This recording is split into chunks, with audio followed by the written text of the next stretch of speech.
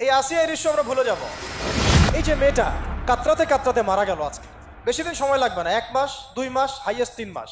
এর আগেও বহু ইস্যু আমরা এসেছে ভুলে গেছি, একটার পর একটা এসেছে, একটার পর একটা ভুলে গেছি আমরা। আপনারা দেখে নিয়েন 3 মাসের মধ্যে এই মেয়েটাকে সবাই ভুলে যাবে এবং যাবও ভবিষ্যতে। লিখে নেন আপনারা, এই বাচ্চার কথা কেউ মনে রাখবে না, এই বাচ্চাটার কথা কেউ মনে রাখবে না।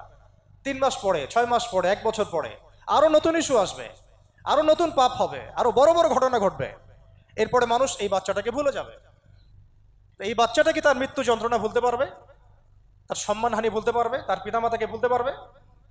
এখন প্রশ্ন হচ্ছে, তার পিতাকেও যদি আমরা জিজ্ঞাসা করি, ইসলামে রেপের শাস্তি হচ্ছে মৃত্যুদণ্ড, আর ব্যভিচারের শাস্তি হচ্ছে অর্ধেক কোমর পর্যন্ত পুঁতে পাথর নিক্ষেপ করে হত্যা করা, এবং বিবাহিত ব্যক্তি হলে এই শাস্তি, অবিবাহিত হলে 100 বেত্রাঘাত, 1 বছরের নির্বাসন এবং সমাজ থেকে বয়কট করা, আর ধর্ষণ হলে সরাসরি মৃত্যুদণ্ড।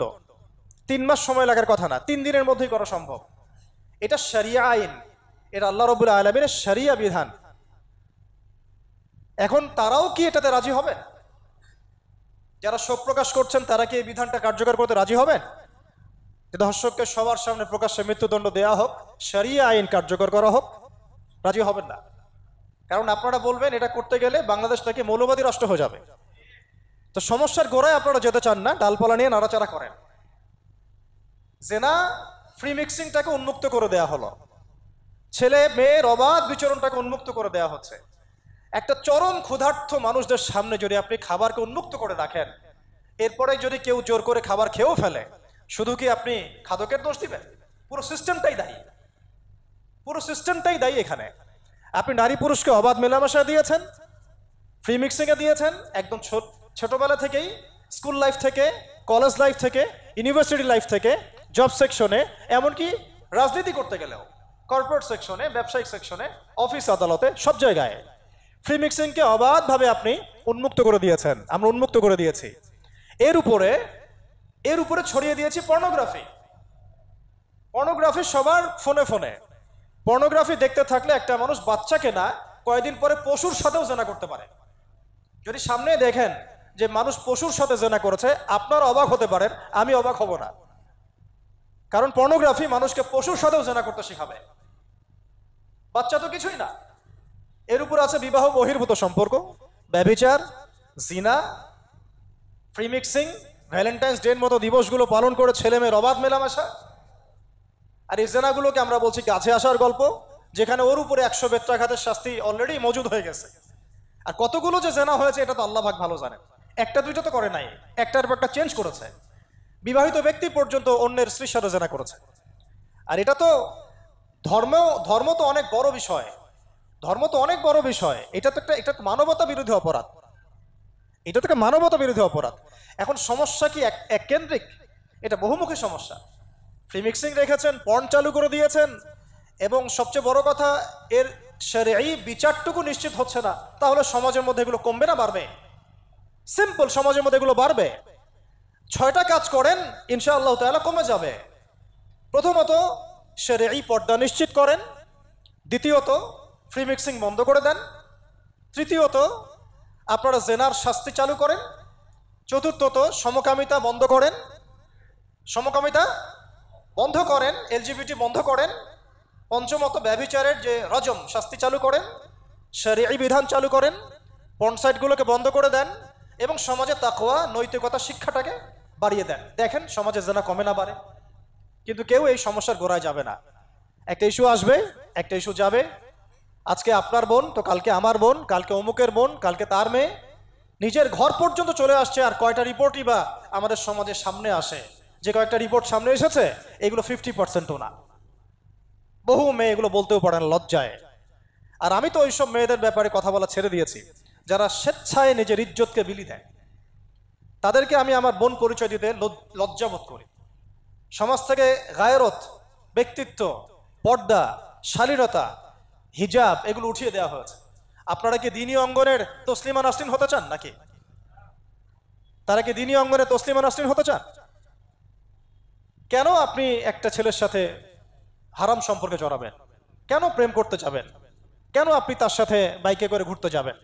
কেন আপনি আপনার বন্ধুদের সাথে ফ্রি মিক্সিংয়ে ঘুরতে চলে গেলেন, 3 দিনের রাস্তা, 7 দিনের রাস্তা, 10 দিনের রাস্তা, অথচ আপনার উপর হজও ফরজ না মাহারাম ছাড়া। না আপনি পর্দা মানছেন, না মাহারাম মানছেন, আর সমাজে না আছে ইসলামী শরিয়া আইন অনুযায়ী বিচার, আর না আছে পর্ন বন্ধের উদ্যোগ, আর না আছে ফ্রি মিক্সিং বন্ধের উদ্যোগ।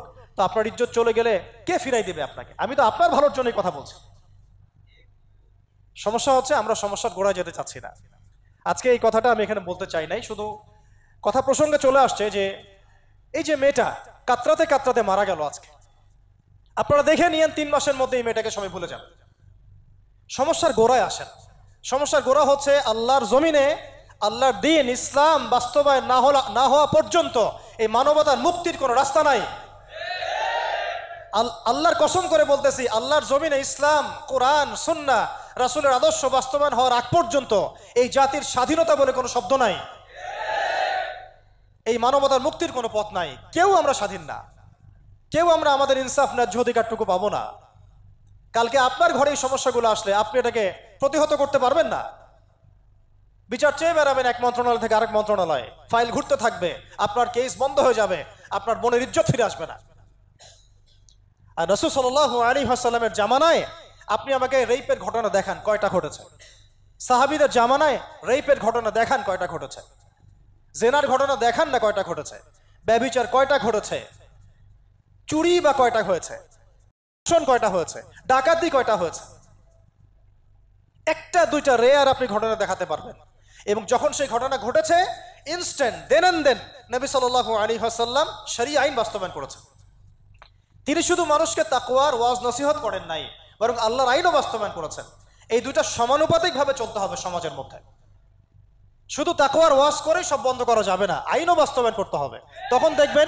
তখন দেখবেন সমাজ সমান্তরালভাবে চলবে, একটা আলোকিত সমাজ বিনির্মাণের দিকে আমরা হাঁটতে পারবো ইনশাআল্লাহ। শুধু আমি ওয়াজ করে যাব, আইনের কোনো বাস্তবায়ন নাই, আবার আইন বাস্তবায়নে কথা বলবো, তাকওয়ার কোনো সমাজ নাই, এভাবে হবে না। দুটো একসাথে চলতে হবে। আমরা দুটো থেকেই সমাজকে বিচ্ছিন্ন করে ফেলছি। স্কুল লাইফ থেকে তাকওয়ার শিক্ষাটাকে আস্তে আস্তে শেষ করে ফেলছি। আমি তো দেখালাম তাকওয়া তো শিখবেন আপনি কোরআন থেকে, হাদিস থেকে, সিরাত থেকে, সেটাই তো আমরা পড়ি নাই। আমি চ্যালেঞ্জ করতে পারি আমাদের স্টুডেন্টদেরকে, আল কোরআনুল কারীমের 10টা সূরার অর্থ তারা বলতে পারবেন না, হাদিসের মধ্যে 100টা হাদিস তারা মুখস্থ বলতে পারবেন না।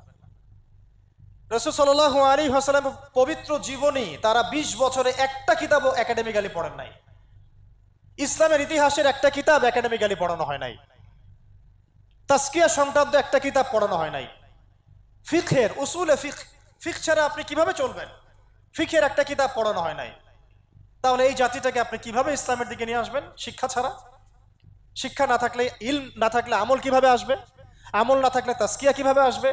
তাজকিয়া না থাকলে আত্মশুদ্ধি কেমনে আসবে? আর কিভাবে আমরা সৎ পথে থাকবো, অসৎ পথ থেকে দূরে থাকবো? কিভাবে আমাদের মধ্যে আল্লাহ ভীতি জাগ্রত হবে? আর আল্লাহ ভীতি যদি জাগ্রত না হয়, আমি গুনাহ থেকে কেন দূরে থাকবো? যার মধ্যে আল্লাহর ভয় নাই সে গুনাহ থেকে কেন দূরে থাকবে? তার মধ্যে তো আল্লাহর ভয় নাই। তা আমরা তাকওয়া বিবর্জিত সমাজ প্রতিষ্ঠার দিকে এত মেহনত করেছি বিগত প্রায় 50, 60, 70 বছর থেকে। কিন্তু আগামীর বাংলাদেশে আমরা এটা আর দেখতে চাই না। আমরা আগামীর বাংলাদেশে দেখতে চাই প্রত্যেকটা সেক্টরে যেন তাকওয়া নিশ্চিত হয় এমন ব্যবস্থা গ্রহণ করতে হবে, এবং একই সাথে আল্লাহ রাব্বুল আলামিনের জমিনে আল্লাহর বিধানগুলোও বাস্তবায়ন করতে হবে। শুধু তাত্ত্বিক কথাবার্তা বলে, দুঃখ প্রকাশ করে, শোক প্রকাশ করে কোনো লাভ হবে না, যতক্ষণ পর্যন্ত না আমরা আল্লাহ পাকের জমিনে তার আইন এবং বিচারগুলোকে বাস্তবায়ন করতে পারবো।